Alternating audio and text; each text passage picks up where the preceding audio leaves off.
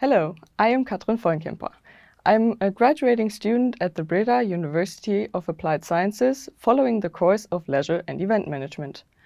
I'm doing my graduation project over the topic of crowd safety and event logistics, where I have given answers to the research question, what are the desired safety standards and crowd behavior in the Netherlands during an evacuation? To answer this question, several research methods have been used, like desk research, expert interviews, a creative session, experiments, and field research. The aim of this project was to create better insights into the current safety standards in different European countries and analyze the crowd behavior during an evacuation. Since there are more events each year, the crowds are growing and safety has become more important. To start the project, I did some desk research into the safety guidelines in various European countries. I quickly noticed that there are differences between each country. But what are the most accurate standards and which guidelines should be used? During a creative session with experts in various fields, those questions have been discussed. The experts reviewed the usage of the guidelines and what aspects play an important role in safety at events and in buildings. Feedback has also been given to my first planning of the experiment, like the inclusion of different variables that could have an influence on the reliability of the results. Different target groups, the design, the surface of the experiment's ground are a few of those influences.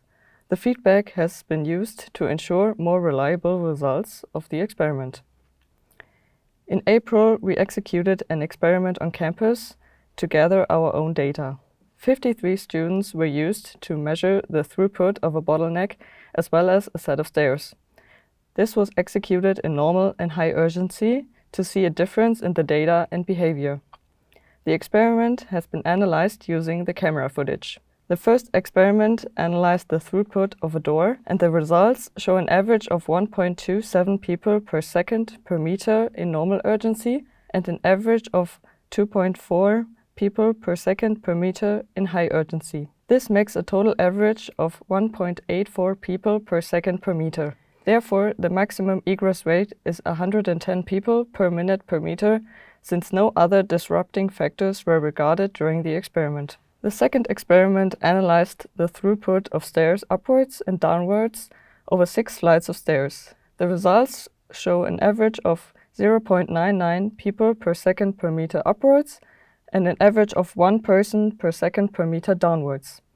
This makes an average of 59 people per minute per meter upwards and 60 people per minute per meter downwards. This shows that there is no big difference between going up and going down a set of stairs. When we look at the graphs of the results, however, it shows that the people slowed down significantly when going up, since they were half as fast on the last set of stairs than the first, due to possible fatigue. The graph for going down does not show this trend, but rather a steady pace along all sets of stairs.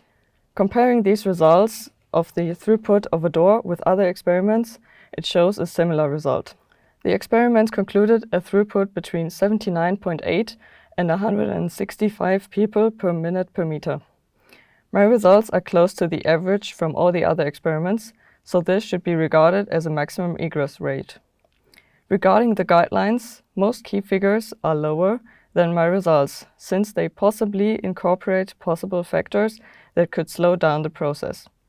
Therefore, a lower number around 80 would be advisable, like the 82 people per minute per meter from the guideline of the UK. Comparing the results of the throughput of the stairs with the guidelines, it shows that my results are the average, since they advise a number between 52 and 73 people per minute per meter. Therefore, these results should also be regarded as a maximum egress rate due to the missing disrupting factors. This aspect has been discussed during an interview with an expert from the Event Safety Institute. Therefore, the Dutch guideline with 45 people per minute per meter would be advisable to ensure the most safety.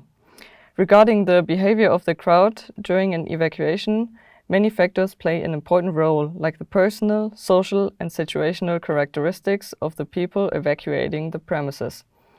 Other factors are the building characteristics and the emergency characteristics.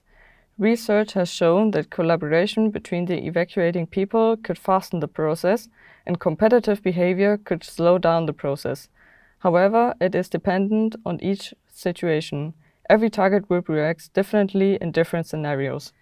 Thank you very much for your attention, and a special thank you to all the experts for giving their input for my research. I also thank the Logistics Community Brabant for facilitating this project, and if you want to know more, you can contact the Logistics Community Brabant.